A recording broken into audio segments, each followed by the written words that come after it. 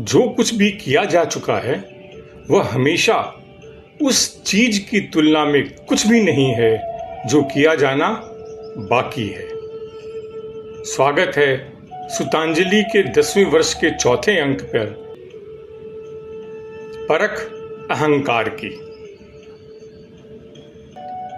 एक सेठ थे जिनका अच्छा खासा जमा जमाया लंबा चौड़ा व्यापार था। बच्चे बड़े हो गए थे, अतः पूरा व्यापार वही संभालते थे। लेकिन सेठ जी गद्दी में ही रहते और कुंजी उन्हीं के पास थी। बड़े सात्विक, धर्मात्मा, विनम्र और दयावान। कभी किसी ने उन्हें ऊंची आवाज में बोलते नहीं सुना। साधु संतों का आगमन और सत्संग भी होता रहता था। किसी भी प्रकार का अभिमान उन्हें छू भी नहीं गया था। उनकी गद्दी में और दो व्यक्ति थे, एक मुनीम और एक सेवक।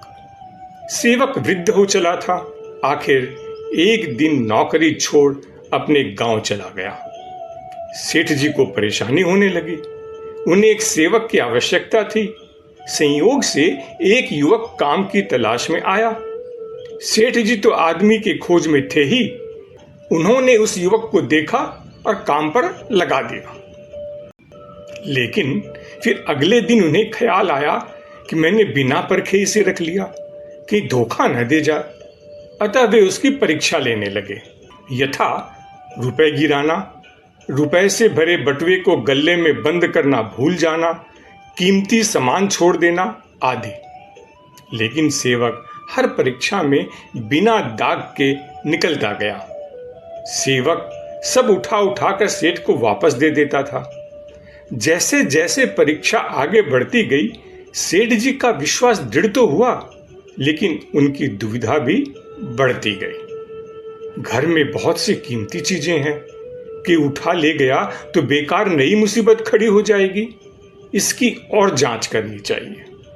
उधर सेवक को बात समझ आने लगी। सेठ जी सब चीजों को बहुत संभाल कर रखते हैं। ऐसी लापरवाही उनसे नहीं हो सकती।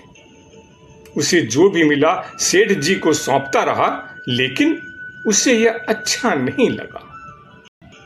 आखिर एक दिन सेठ सोने की एक भारी चेन अलमारी के बाहर ही छोड़ गए।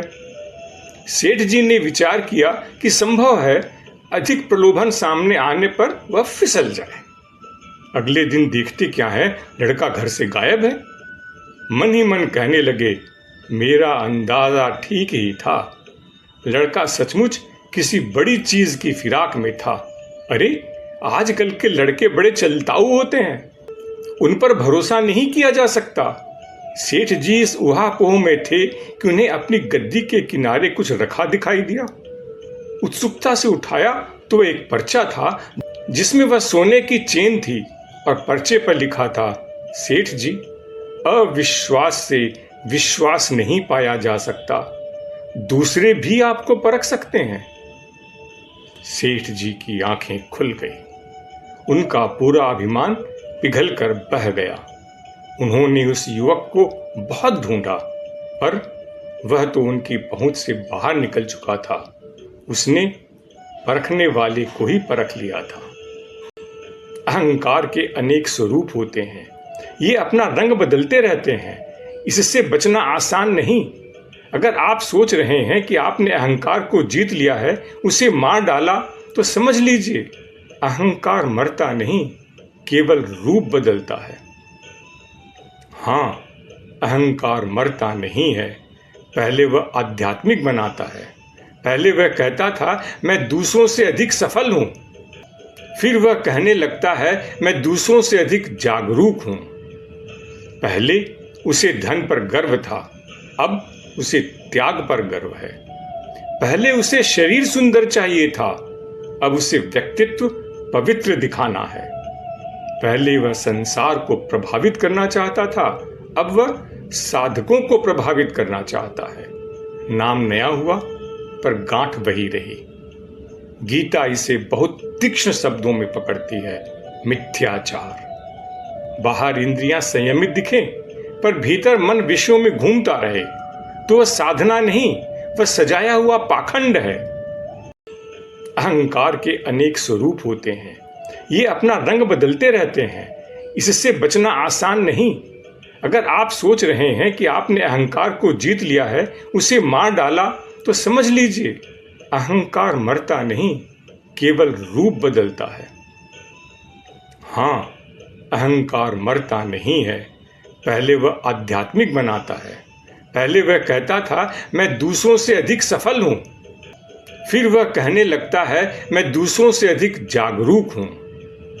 पहले उसे धन पर गर्व था, अब उसे त्याग पर गर्व है। पहले उसे शरीर सुंदर चाहिए था, अब उसे व्यक्तित्व पवित्र दिखाना है। पहले वह संसार को प्रभावित करना चाहता था, अब वह साधकों को प्रभावित करना चाहता है। नाम नया हुआ पर गांठ वही रही। गीता इसे बहुत तीक्ष्ण शब्दों में पकड़ती है, मिथ्याचार। बाहर इंद्रियां संयमित दिखें पर भीतर मन विषयों में घूमता रहे तो वह साधना नहीं, वह सजाया हुआ पाखंड है। और 16वें अध्याय में श्री कृष्ण दंभ, दर्प और अभिमान को आसुरी संपदा में रखते हैं। शंकर इसको एक शब्द में पकड़ते हैं, धर्म ध्वजारोहणम। धर्म का ध्वज उठाना बिना धर्म के। क्योंकि अहंकार केवल भोग से नहीं बढ़ता, त्याग की कथा सुनाकर भी बढ़ता है। ध्यान से देखें, हमें मुक्ति चाहिए या मुक्त दिखने का सुख? हमें मौन चाहिए या ऐसा मौन जिसे लोग गहराई समझें? हमें सत्य चाहिए या आध्यात्मिक पहचान? अहंकार का सबसे सूक्ष्म स्वरूप वही है जहां वह स्वयं को भी अहंकार मानने से अस्वीकार कर दे। साधना तब प्रारंभ होती है जब भीतर यह दिख जाए जो स्वयं को पवित्र सिद्ध करना चाहता है, वही अहंकार है। भले ही अहंकार को पूरी तरह जीत न पाए, उसे जीतने का प्रयत्न तो अविराम चलना ही चाहिए।